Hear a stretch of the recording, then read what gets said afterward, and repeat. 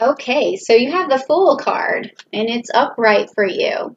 So that makes sense to me in my mind because, the Fool card is something where you're embarking on a new journey and you have sort of let go of the past. You're ready to learn again. You're ready to travel again. You're ready to explore again.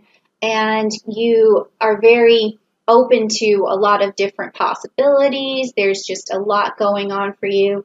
And it could be that you're starting a new business. It could be that you're already working on something new for yourself, a new source of income, maybe even a new relationship. There's something that you've taken the leap of faith for and that I feel like you're already on it. So this is your current situation right here, okay? That's your current situation. So I like this story already, okay?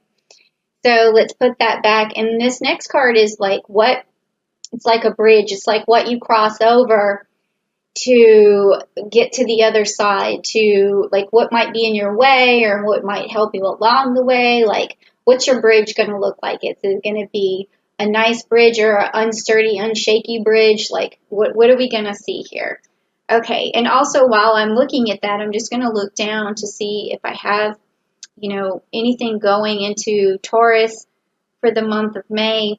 I don't really see a lot of planetary action, but there are going to be some influences for you for sure on your bridge from Scorpio because we have a new moon in Scorpio on May 7th. So I feel like you're going to definitely have a lot of clarity around some project or task that you need to have done. You're going to get determined. You're going to have a passion for something for sure.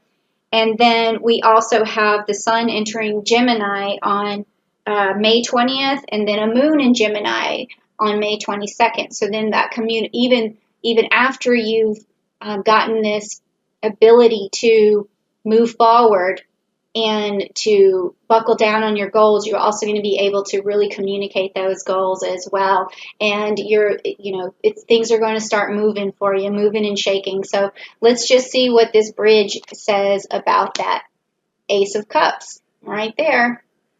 So as you can see in this position, so what this is telling me is that, this is your first gift from, this new journey that you're on. Is this Ace of Cups is something that you're going to keep in your back pocket, and it's going to help you along, and it's going to be something positive for you for sure, okay? So this is like what you're carrying around with you as you embark on this new journey. And because it's the Ace of Cups, this is also meaning to me that you're going to have a lot of emotion in this new adventure that you're going on. It's going to either be exciting or full of love or full of respect and compassion and empathy and sympathy. And there's a lot going on with you right now, Taurus, that feels very warm and fuzzy. Okay. So I'm also going to just check over here because this isn't my typical deck, just to see what else I can say about this. Yeah, I mean, the traditional meaning of this deck is like having a new baby or a new relationship or some sort of proposal or marriage. I mean, this sounds really positive, okay? That's another bridge that you can cross, maybe now, maybe later, but it's definitely along this new journey that you're going on, okay? All right. So now this next card that we have is going to be talking about the root. And it's sort of like the foundation of the question or the underlining base of the issue in your unconsciousness that sort of leads your actions. Whatever unconscious thing or the root of a problem or whatever is driving you basically is what this card is going to tell us. So we need to make sure that we know that this is a positive thing no matter whether the card comes, upside down or not. So let's just take a look, okay? All right, so the card is upside down. It is the Seven of Wands, okay? And so we already know that this is a card of manifestation, okay? But it is in reverse, so I want to see kind of where we'd be going with this. So this is kind of telling me that where you should be moving forward, sometimes you may quit an idea before it fully comes to fruition. Okay, so that's something I don't want you to do. I want you to make sure that you flush out all of your dreams and all of your ambitions at this point. You know, remind yourself that you have time. So even if you're wanting to embark on something new and you feel like it's not working out as fast as you wanted, or you feel like you have to just focus on one thing, this card is letting me know that you can try a lot of different things, but you need to basically finish all of them. Okay, you do have time. I feel like you, in this new journey, you have time. So even down to your smallest idea, you can just make sure you flush it out. If it's reading a book, finish it. Okay, if it's like reading a book that might help you understand something better to achieve your highest goals, make sure you finish it. If it's working out or getting back in shape, make sure you stay with it. Just, I feel like this card is telling me there's a root problem with actually finishing. And that's weird because I don't really see that from Taurus. Taurus is like the person who, if you want a job done, you would move to a Taurus because they're going to be headstrong and they're going to constantly push forward. They're going to see everything through. So maybe this is for you a fear that you won't get things done, or a fear that you're going to quit a project before it actually pays off for you. Or maybe you've done that one or two times and it's really stuck with you. So just remember that this is not your personality. Your personality is a person of dedication. So just move forward and make sure you finish things. I know that sounds like a lot of information, but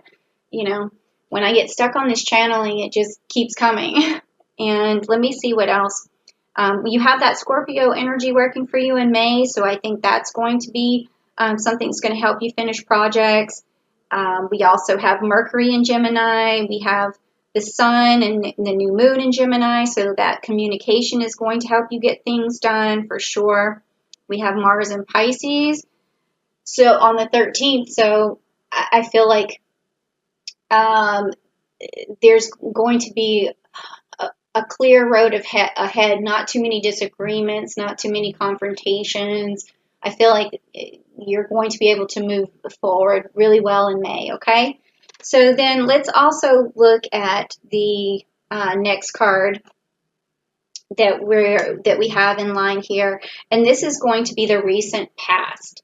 And this past is something that you might be focusing on, and it could be affecting the present moment. So let's just see what that is. Okay, so you have the Moon card.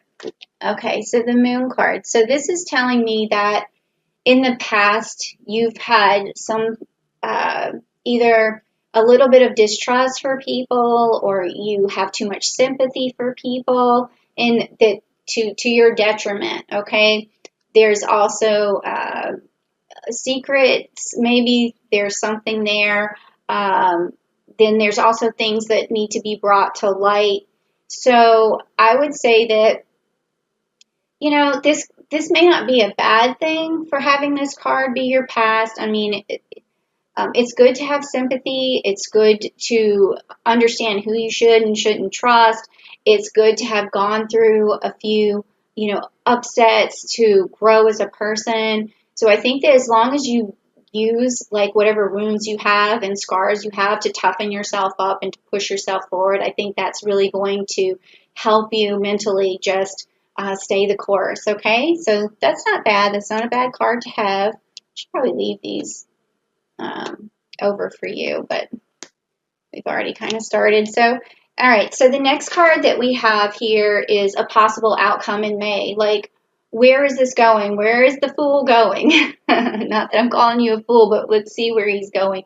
Let's see what he's heading for in May. All right, so let's turn this over. Oh, the Lovers. Yay, and it's upright. Okay, so we also did get this card here, this bridge that you're crossing over to find, maybe a new partner, someone who you might get married to, or you may marry the partner you're with, but you're definitely in May going to find some love. That's so great.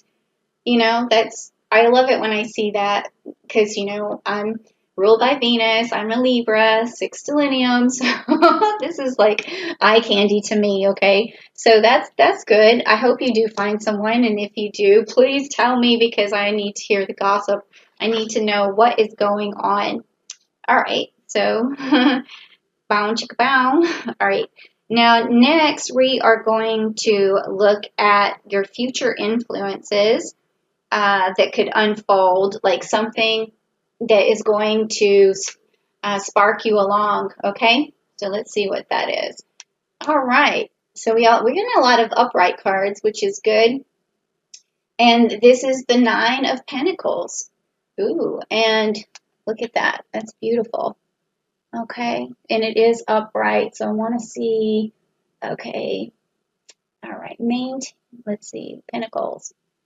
Luxury, self-sufficiency, financial gain, and there's solo pleasure. So this sounds really good. This sounds like your whatever journey you're on is going to bring you love. It's going to bring you abundance. It's going to just bring you luxury. I'm liking this. I like the Taurus reading this month. This sounds really good. So that's hopeful. I'm jealous. Of course, I haven't done the Libra reading yet, so I don't know what's going to happen to me yet. So we'll see. Okay, and then also let's go to the next card. The next card is about you. It's about your strengths, your weaknesses, what you need to overcome, what you need to use, like what's going on with yourself and your personality right now. It's going to really push you and help you along. So let's check this out. All right, so we have the King of Cups. The King of Cups is upside down, okay? But that's okay. So what that tells me, this is your strength and your weakness, okay? And with it being the King of Cups, I'm feeling from you that there is a lot of sympathy for other people that sometimes shadows your decisions. That's kind of what I'm getting from this. So I want you to understand that it's okay to be sympathetic to people. It's actually a really good trait, but not to your own detriment. You really need to learn how to balance your emotions.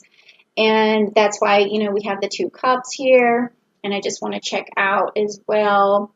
And we have this also saying, again, romantic love, partnership, proposal, and marriage. Wow, this is getting pretty real right now. So that's what this card also means. Whew. So, can you send me the wedding invitation? I want to see what this is about. I'm so like incredibly intrigued right now, and I'm feeling the love. I'm feeling a lot of love energy. I'm just, you know, really feeling like I need to pick up this rock and give it this rose quartz and give it that energy because if I can channel it into this gem or this stone, I know that it's going to give my cards more power, and I'm kind of what do you call it? Siphoning your good energy into this love stone here. Okay? All right. Don't blame me. Okay. Now, let's see. The next card is going to be your environment, like how you feel about your environment, how you feel like other people feel about you. Are they helpful? Or are you feeling like your environment's not great? So let's see what it could be. Oh, me. All right. Well, it is the 9 of swords. And it's upside down, though. So, I mean, that's a good sign because usually there's a lot of grief involved when it's upright. It's almost like the end of something really horrible happening. Like it's the, you know, absolute worst storm before it gets better. Like that's what this card is about. And so let's see, I mean, in the upside position, it could be like the worst is over and now it's time to move forward and you can let go of the past, you can let go of your wounds, or you can learn to build off your wounds and move forward because that's definitely what this is telling me right here. So, yeah. Okay, now, which is good because it seems like you're coming out of something. So we're not, you know, too worried about that card. And next is going to be your hopes and fears, like what is it you're hopeful for, and what might hold you back because of fear. Okay, so let's take a look. All right, so the Knight of Swords. The Knight of Swords. That's interesting because the Knight of Pentacles came up for Aries in the last reading in the same position. So this to me tells me that you're really looking for someone and you're afraid that you won't find them, someone who is able to communicate with you finally, someone who's able to discern between right and wrong, someone who's capable of balancing life with you, someone who has your back. And I really feel like that's your fear, is that you won't find that right person. You won't find someone with the clarity that's needed to work alongside you. But I think that because this card is upright, this card is definitely with you. You will find that person. You will find maybe someone with a lot of air sign energy who's able to be fair and just and intelligent, and someone who's able to really communicate well with you and really, mesh with you. So this is telling me that you don't really have to fear that you're not going to find that person or it's going to be the wrong person, because it seems to me like you're about to find the right person. Okay, so lastly is the outcome card, okay? And it's like the resolution of everything that's coming for May. I definitely am seeing love in May. I don't know if that's further out or not, but the reading I'm getting here is saying that it's coming sooner. And now let's just see what, the outcome of this is for the month of May. Like, it's sort of like a summary of what's going on with this reading. Okay, so you have the Hierophant again. Upright. Oh my gosh, you are definitely getting married. I think this is what is happening. I mean, I would be shocked if you're not, or you're entering into some sort of bond with someone, whether, if you're not a believer in signing a piece of paper or getting married in a church or whatever you do, it's definitely going to be some sort of loving bond, something that maybe is traditional to some extent. So it's going to have a lot of meaning to it. And I just want to look real quick for the Hierophant and see what else it could mean. Connections, conformity, traditions. So, I mean, to me, a lot of that, based on this reading, it seems like it could even be a traditional wedding. Okay, something is going to go along with your beliefs. It's going to jive with your beliefs. I can't believe I still use that word, but that's what it sounds like to me. So this is really cool.